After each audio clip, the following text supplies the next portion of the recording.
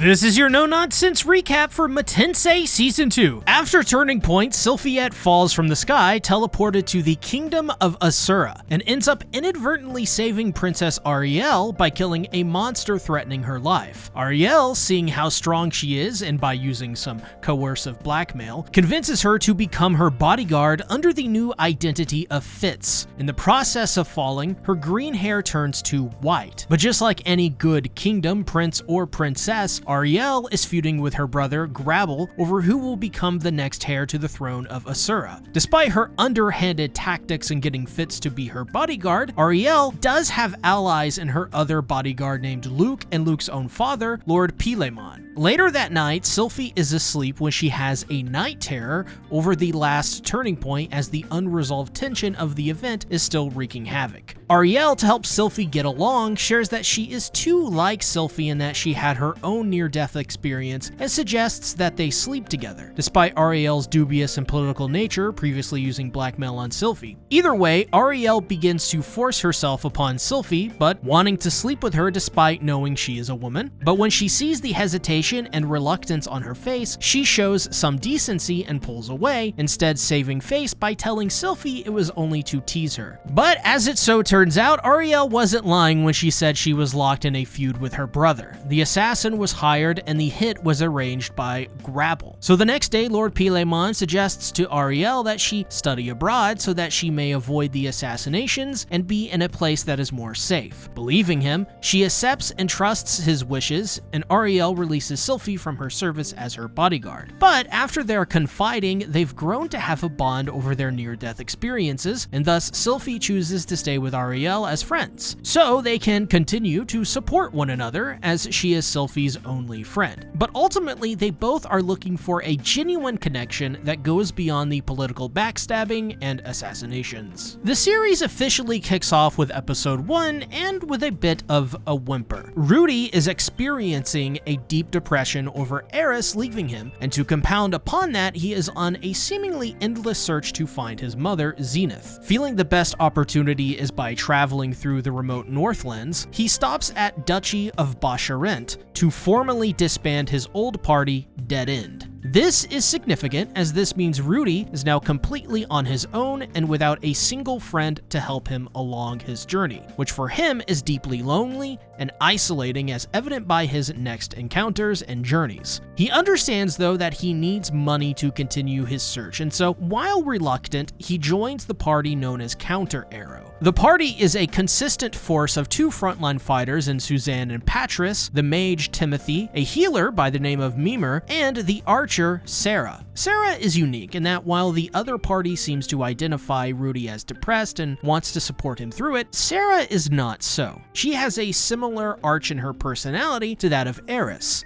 and thus Rudy forges in his mind these comparison points on the basis of their foundation for their relationship. Eventually, after some encouraging and to the annoyance of Sarah, they go on a quest to slay grizzlies, which turns deadly when surrounded. In the moment, Rudy witnesses Counter Arrow go to work as he is surprised they're not running away. In Rudy's mind, this is a counterpoint to Eris leaving him, and thus gives him the resolve and the excitement of battle once again, giving him a second win to use his magic to fight back. After they are successful, Rudy accepts Counter Arrow's offer to become an official member. This allows Rudy to reflect on his situation, and that while Dead End has been lost along with his relationship with Eris and his family, that he hasn't lost what makes him who he is. Not only that, even though his family are missing, they are not gone. They are still somewhere counting on him, and more importantly, he remembers Roxy's teachings and counts on her. This moment allows Rudy to forge a path forward on his own 2 feet and burn the lock of hair Eris left behind, showing that Rudy can still grow and move forward. As the months pass, Rudy decides the best way to find Zenith is to build his fame and reputation in Begaritt, or at at the very least find someone who will know of her whereabouts. Thus, he has taken on the alias of Quagmire. And honestly, who else but Quagmire? A fitting name considering the word traditionally means a person with complexity, some hopelessness, and difficulty. This is the correct word to not only describe his situation, but a self-aware label Rudy puts upon himself. In the months since, Rudy has found he is unable to say no to Counter Arrow and has grown to greatly appreciate what they've done for him and vice versa. So they go on an A-tier mission to collect Snowdrake scales. They complete the quest, but not before running into the stepped leader party who are in the same cave system hunting Snowdrakes. This leads to a confrontation based on a misunderstanding, as the two separate caves are linked to one another, which led to them stumbling upon each other. However, upon completion, Sarah invites Rudy to finally join their celebration feast at the guild hall. He accepts, knowing that it is time to start leaving his shell. During the feast, the leader of Stepped Leader, Soldat, is drunk and ends up hitting on Suzanne, arguing with the passive leader of Counter Arrow, Timothy, and finally Rudy. He calls Rudy pathetic for being a martyr for his own feelings, which in turn makes him angry. He says to Rudy that in life you have to know when to fight, and what he is doing is outwardly showing a depressed, pathetic front. It's hard to argue with Soldat even when he's drunk, because Rudy truly is acting pathetic, and this serves as his wake-up call, when he nearly fights Rudy after he tries to run away further. Soldat realizes Rudy's potential and thus is the source of the conflict. The next day, Rudy and the others learn that Mimir has been killed and Sarah is missing during a blizzard, so Rudy heads into the forest alone, unbeknownst to Counter Arrow, to recover Mimir and potentially rescue Sarah. He eventually does find her, rescue her, and performs healing magic on her, which further strengthens the attraction Sarah has to Rudy, going as far as to mouth the words "I love you" later on. Sarah turned a new leaf on Rudy, or maybe simply saw what Soldat did in him and was mad for the same reasons he was. Either way, Sarah thanks Rudy for risking his life for her. This allows Rudy to feel a sense of accomplishment, which is what this entire quest was about for him. He felt he needed to act on something, whether he succeeded or failed. So the sense of accomplishment he achieved from this allows Rudy to further reflect, clear his head, and regain some lost sense of emotion. His reward is his first peaceful sleep in a very long time. Sarah continues to get close to Rudy, with the two telling each other about their childhood, and finally with her deciding to ask him out on a date. Rudy understands that this is not the time to run away, and thus decides the best thing to do is gulp down the liquid courage and take Sarah up on her offer to go out and help her buy a new blade. The date goes pretty well for the both of them, and they end up heavily flirting after Sarah informs Rudeus of her growing chest and need for a refitted breastplate. Sarah, feeling herself, decides this is the best time for them to go back to Rudy's room and engage in a night of passionate lovemaking, followed by, of course, passionate master debating about which is better, Attack on Titan's anime or manga ending. The world may never know, because Rudy discovers he is suffering from a serious case of erectile dysfunction. In turn, Sarah, misunderstanding the situation because of Rudy's lack of communication on the issue, causes her to be disappointed. This causes Rudy to go out and drink away the blues when Soldat shows up to again verbally spar with Rudy. This time he isn't having it, as he is a sad drunk. So he fights Soldat, releasing his pent-up frustration, showing that after all of this time he had been putting up airs so that people wouldn't leave him, revealing his deep insecurity over his abandonment issues. To Rudy, Sarah is just another person who is leaving him, even though he tries to smile and put on a nice face, preferring that if anything they should just fake it so that they could give him some peace of mind when they are around. It further reveals after the fight, when Soldat offers a shoulder to cry on, that Rudy has still not properly dealt with Eris leaving him, and so he suggests he go to a working woman to try and help get past her. He then meets Elise, who is the big sister of the girl he had once healed prior in season 1, but even then he is not able to meet expectations. Though Elise suggests that the root cause of the issue is likely tied to his newfound trust issues that stem from his abandonment, meaning that he needs to find someone he trusts so that he can move past this tough time in his life. On the way home, he goes on a drunken rant declaring out loud that he doesn't like Sarah and finds her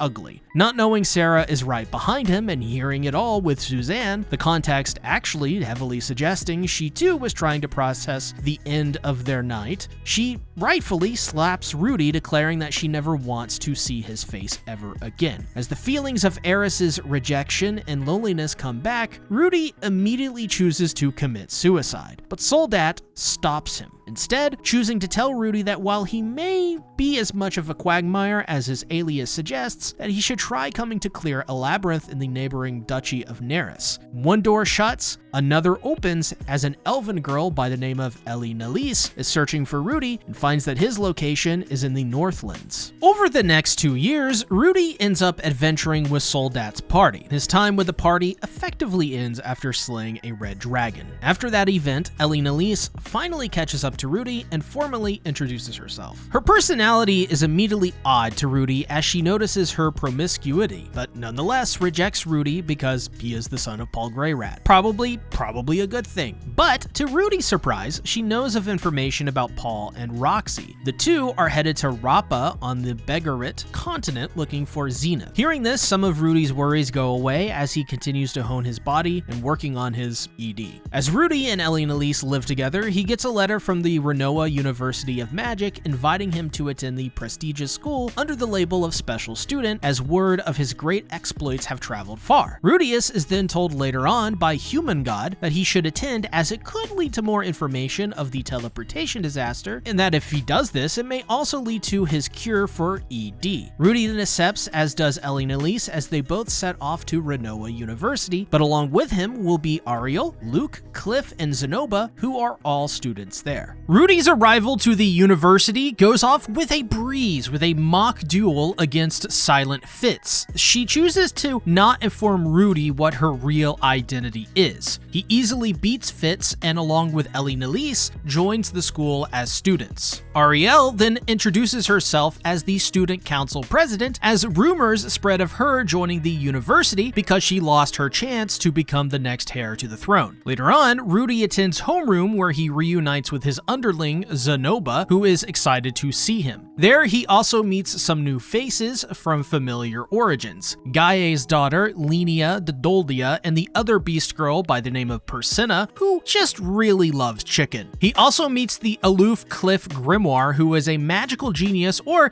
as he says, and he also says he knows of Rudy because of Eris. On top of these new faces, he is also informed that Fitz is a part of his class, though they rarely, if ever, attend. And after an encounter with her afterwards, Rudy finally meets Luke, who is a part of the Greyrat family as Rudy's cousin. Though it is revealed that as a special student, all Rudy really needs to do is attend homeroom and nothing else, giving him unlimited freedom to do as he desires. On the way back to his dorm, Fitz drops Ariel's underwear, which nearly gets him into trouble from the dorm security, though Fitz defends his honor, explaining he is both new and doesn't understand the routes and that she is the reason for dropping them. Not backing down, Fitz threatens violence on the security guard and then once again apologizes to Rudy. Here she decides to not reveal her identity again, aiming to tease him. As Rudy adjusts to his new life as a student in Ranoa University, he chooses to study the subjects he lacks a talent or knowledge in, but to also research with Fitz the teleportation disaster. As Rudy interacts more with Fitz, he starts to gain a kind of attraction to her, though for him, since he doesn't know she is a she, Rudy starts to believe that he may be attracted to men. To make some money on the side, they try to get Zenoba to make figurines and sculptures, but since he is so strong, they instead decide to purchase a slave girl, a young dwarf girl that they end up naming Juliet on the account that Zenoba's younger brother, who he accidentally killed, was named Jules.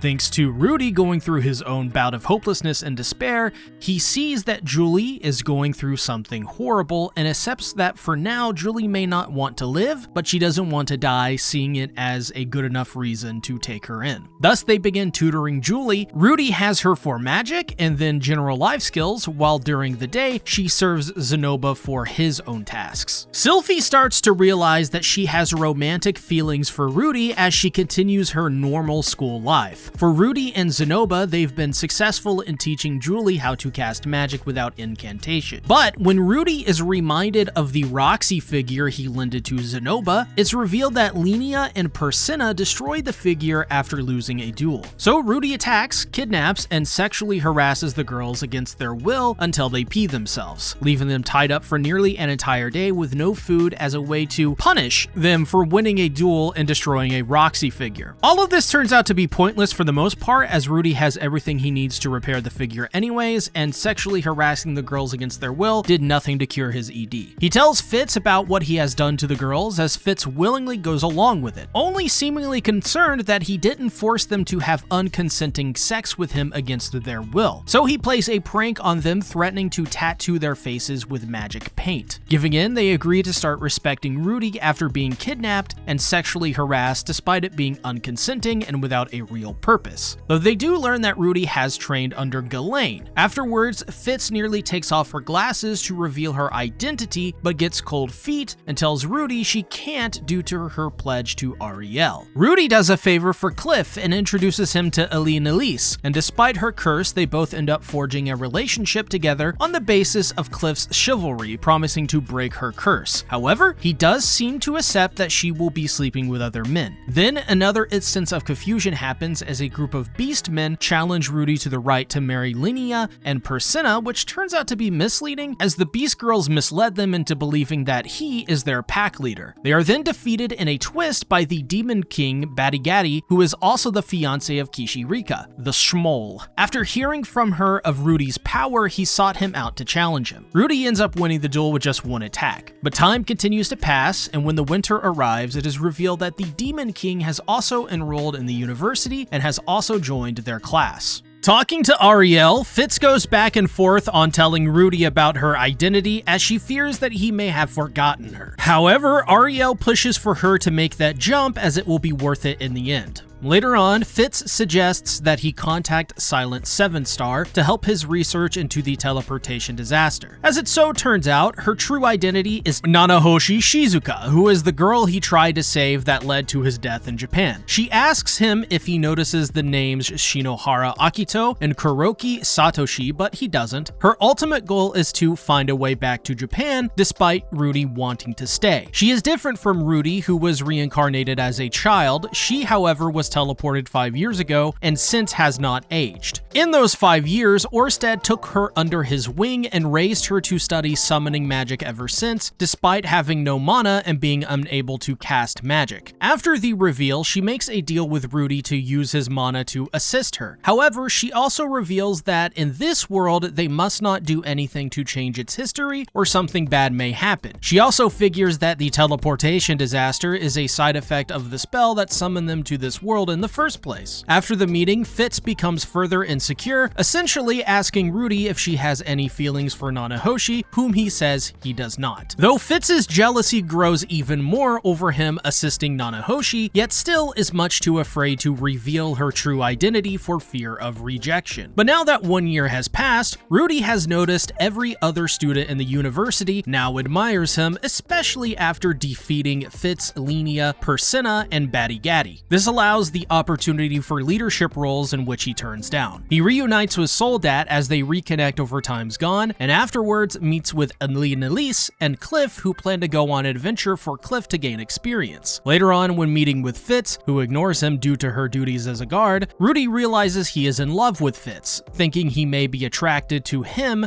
his feelings grow further complicated until Fitz falls on top of him and realizes he is in reality a she. As Fitz runs off, he promises to keep her true identity a secret. He then notices that the key to his current sex life is in Fitz, as his erection briefly returns, so he plans to start a closer relationship with Fitz. Ariel continues her pressure campaign against Fitz to once and for all reveal her true identity to Rudy, so they come up with a plan. Ariel and Luke come up with a way to make sure Rudy doesn't forget Sylphie, and the plan is simple. Fitz invites Rudy to accompany her to gather rare flowers deep within the forest. The The issue is they planned this in the winter, and so while Rudy agrees to go, they must trek through unforgiving conditions. Partway through, Sylphie casts a rain spell which causes them both to get soaked so that they will have to strip naked inside of a cave to get warm. There she tells Rudy that he is the one who must strip her or else she will die from hypothermia. Talk about romantic. Well, the plan works, and Rudy remembers after seeing her face that she is Sylphie. Much to her relief, she confirms her identity and confesses her undying love to Rudy, admitting she had always loved him since they had met as kids. Rudy's ED continues to haunt him, so Sylphie reports back to Ariel and Luke, who agree to help Rudy by gifting her an aphrodisiac and some advice on how to further seduce Rudy. Later that night, they have sex after using the aphrodisiac, and the next morning, when Rudy nearly thinks Sylphie abandoned her, she returns, which allows Rudy to overcome the trauma of Eris leaving him, curing his ED. Rudy and Ariel both pledge to help each other and to use each other's name to further their own needs. Ariel then releases Sylphie from her obligations as Silent Fitz, allowing her to reveal her true identity. Rudy is then accepted into the inner circle of Ariel. Did you know that you can get your own elf wife by using code SEEK-TACTICS to get 10% off a tub and waifu cup combo of your choosing? Wink, wink, nudge, nudge.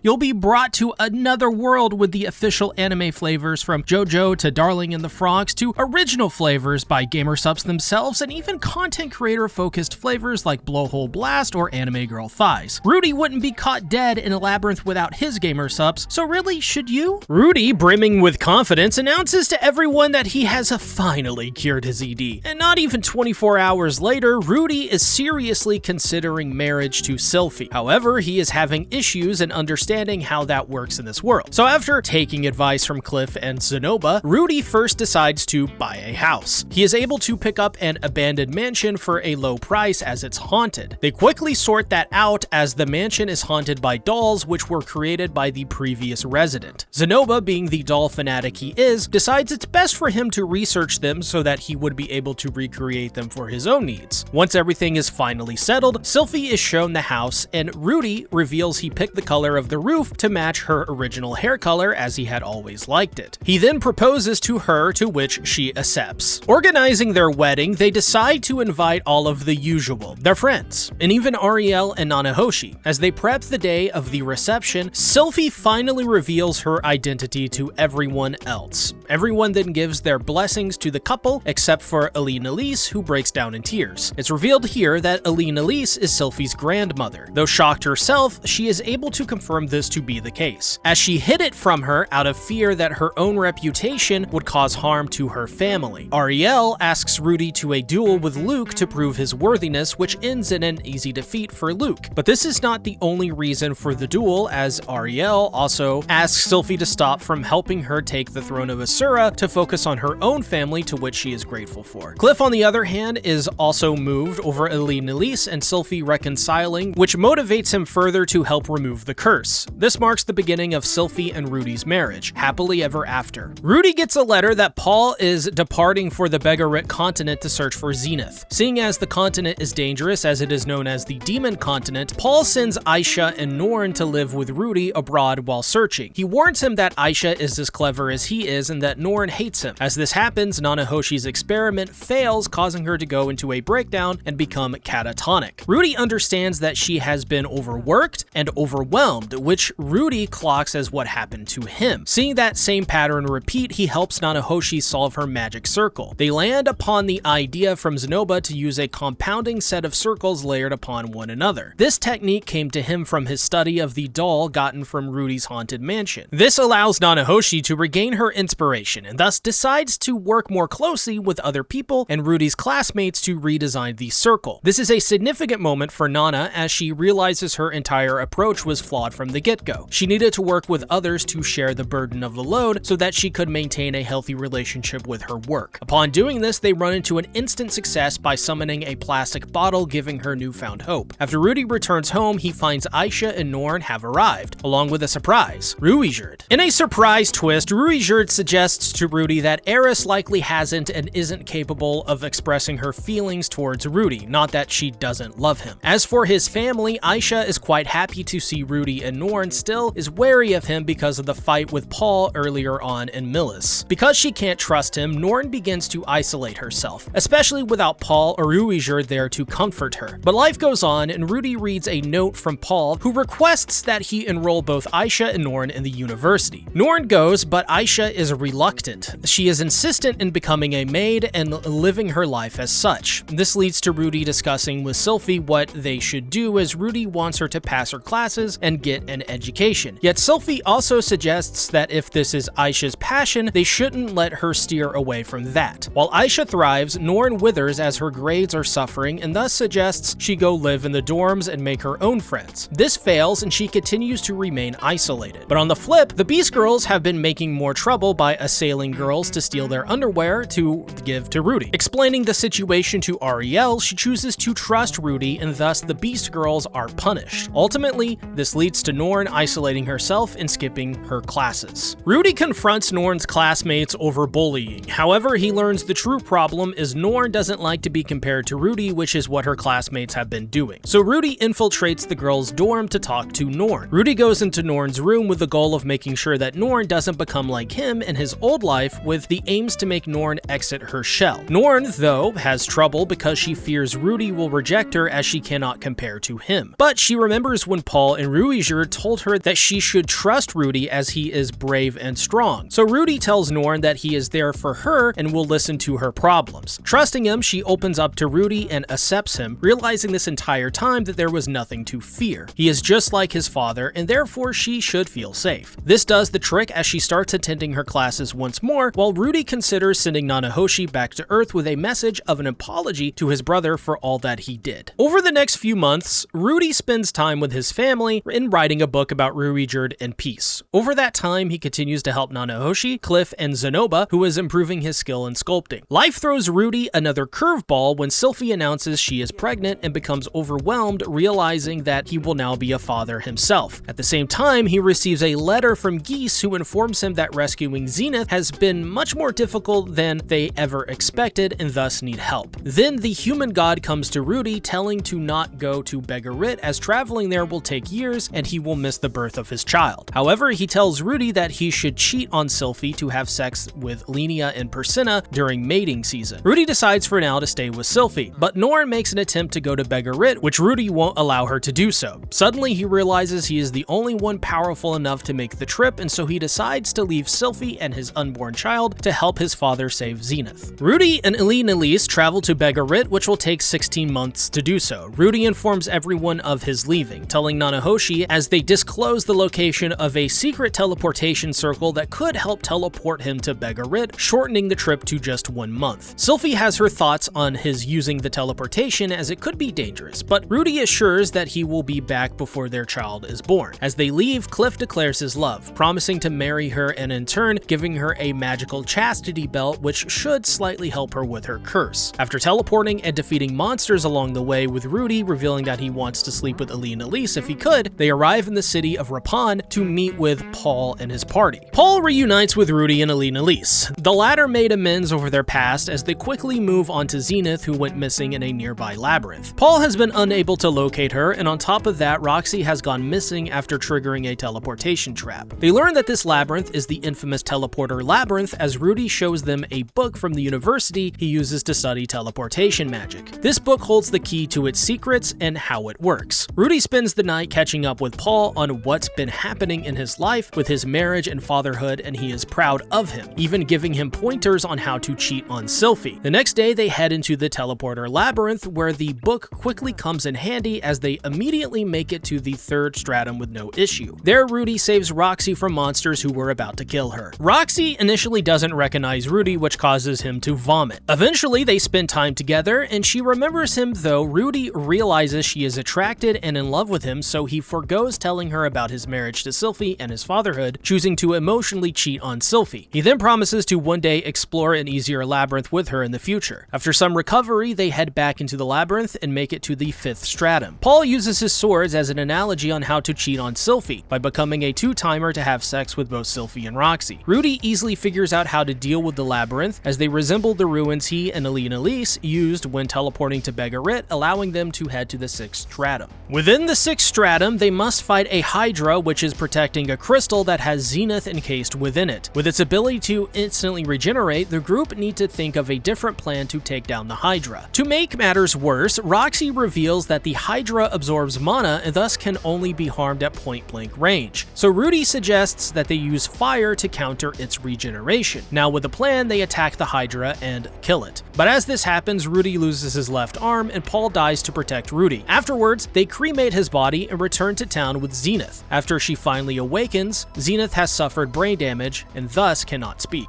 Rudy is devastated over Paul's death, and so to get over the trauma and depression, Rudy chooses to cheat on Sylphie and have sex with Roxy. The next day, they are told that Zenith is unlikely to recover her memories due to the side effects of being in a crystal. Lilia assures Rudy that she will take care of Zenith so that he can focus on his own family. They then depart, taking the two back with them. On the way back, Roxy reveals that she always knew about his marriage and chose to have sex with him anyways. Aline Elise gives him advice on how to deal with this. Cheat on Sylphie, and also marry Roxy. Rudy says that he loves Roxy and Sylphie just as much, and chooses Roxy as his second wife because Paul did the same with Zenith and Lilia. Rudy asks Roxy to marry him and will only give him an answer after asking Sylphie for permission. Rudy admits that he is the same as Paul, as he accepts his status as a cheater and a two-timer willingly and happily. Rudy returns home and initially is worried they left him, but this is not to be the case as everyone is safe. Norn then learns of Paul's death as she takes the hardest, believing this were to always be the case that he was destined to die. They invite Lilia and Zenith into the family. Rudy then asks Sylphie for permission to marry Roxy while Norn rightfully calls out that he is a cheater and unfaithful. But Sylphie says that since Rudy always liked Roxy and that because she also would have cheated on Rudy if she had the chance, and also knew Rudy would cheat on her, that it doesn't matter,